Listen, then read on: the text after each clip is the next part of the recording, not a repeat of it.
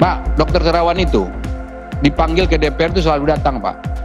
Saya saksinya, Pak, kalau dipanggil datang. Kadang-kadang mohon maaf, kalau menteri lain itu dia bilang lagi ada rapat dengan presiden lah, yang rapat apalah, rapat itu kadang-kadang malah diwakilkan oleh sekjen.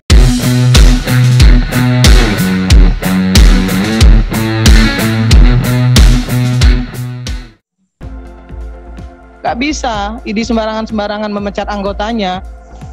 Orang cuman bisa memberikan rekomendasi. Kan ID kan bukan satu institusi yang memang harus dipatuhi. Bayangkan, yang namanya dokter itu punya sumpah dokter, harus mendahulukan kepentingan keselamatan nyawa manusia. Nah, itu yang dilakukan dokter Terawan salah satunya. Saya nggak ngelihat ada kesalahan dari apa yang dilakukan dokter Terawan. Harusnya ID memberikan supporting kepada dokter Terawan, bagaimana caranya agar DSA itu bisa diterima. Recording in progress. Disupport, karena nggak ada yang bermasalah dan menyelamatkan. Kenapa harus tidak diperbolehkan? Jangan digunakan sebatas hanya, dong. Jadi hanya itu remeh-temeh. Tetapi pada kenyataannya seluruh Indonesia, hampir 200.000 dokter takut dan taat kepada yang namanya ID.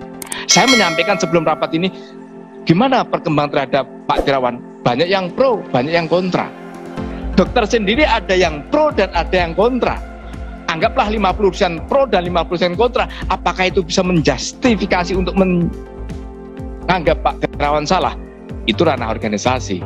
Dokter Terawan ini adalah dokter yang pernah menerima penghargaan tertinggi di bidangnya. Apa namanya itu? Narayan apa itu? Penghargaan saya sudah lihat, Pak. Nama-nama penghargaan saya nggak hafal. Banyak sekali penghargaan dokter Terawan oleh negara kepada dokter Terawan. Tiba-tiba dipecat. Malu nggak sih dia? Pasti dia malu. Teman-teman Komisi 9 pernah nanya kepada dokter Terawan, kita pingin undang di sini sebetulnya, Pak. Dia tidak mau. Ini kenapa? Nanti kalau saya datang kan juga belum tentu ini saya yang rugi, Pak, katanya.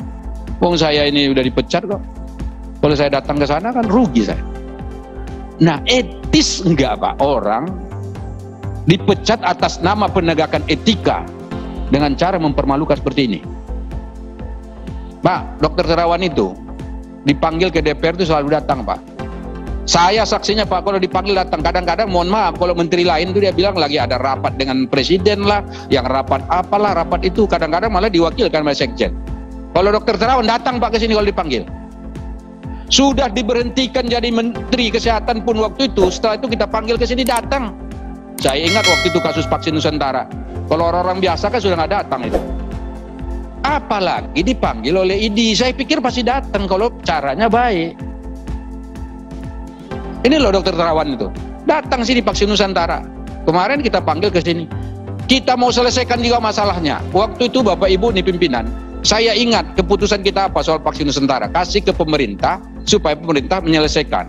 Oleh pemerintah diambil keputusan waktu itu. Ada Panglima TNI, ada Badan POM, kemudian ada Menkes kalau nggak salah waktu itu duduk bersama. Lalu nggak selesai sekarang. Menurut saya itu nggak selesai. Pertanyaan-pertanyaan saya belum dijawab, Pak. Tolong dong pertanyaan-pertanyaan saya dibuka satu-satu supaya clear saya. Tapi kan saya nggak interupsi tadi kalau Bapak nggak jawab pertanyaan saya. Saya anggap ya udahlah, paham saja saya bahwa ID keberatan menjawab pertanyaan saya. Kalau mau ya silakan jawab pertanyaan saya dulu satu-satu. Etis enggak? Ini pertanyaan saya ini. Etis tidak menghukum orang lain dalam hal dan ranah etika dengan cara mempermalukan. Bapak-bapak ini profesor misalnya katakan seperti itu, dipecat, bayangin tuh. Ya kan, dengan alasan-alasan yang saya nggak usah ulang lagi satu persatu. Kalau dia bilang tadi bukan karena vaksin Nusantara, ini di suratnya ada vaksin Nusantara, kok ada suratnya loh ini. Di dalam suratnya ada termaktub kok, itu bagian C kalau nggak salah itu.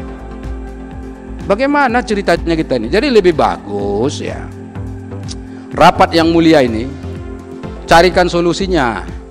Dan seperti yang tadi disampaikan, maka tentunya harapan kami ya pada forum ini, anggota Dewan yang terhormat, bahwa mekanisme organisasi yang kami lakukan tolong berikan kesempatan kepada kami untuk menyelesaikan secara internal. dan kami akan tetap berusaha tadi. Jadi apa menjadi masukan bagi kami selama ini, dan termasuk tadi masukan internal itu pun menjadi masukan buat kami, dan khusus untuk kasus masalah ini terus terang kami pun tidak ingin ini menjadi gaduh, karena kita harus melindungi semuanya sebenarnya, bukan hanya melindungi diri juga, melindungi juga pihak-pihak anggota kami juga yang lain yang juga pernah mendapatkan permasalahan etik, dan ini adalah sebuah tanggung jawab bersama, bukan hanya personal pada satu atau dua orang, dan ini menjadi satu kebijakan secara organisasi. Jadi sekali lagi pimpinan, bahwa pada saat kemudian itu ada satu proses yang sekarang saya harus lakukan karena itu adalah amanah muktamar, kemudian itu akan dilanjutkan dengan adanya forum untuk kemudian bisa di secara internal kami akan lakukan untuk memberikan kesempatan melalui forum terbuka ataupun ketentuan internal yang tidak menyalahi aturan-aturan organisasi yang akan kami lakukan untuk kemudian menyelesaikan permasalahan ini.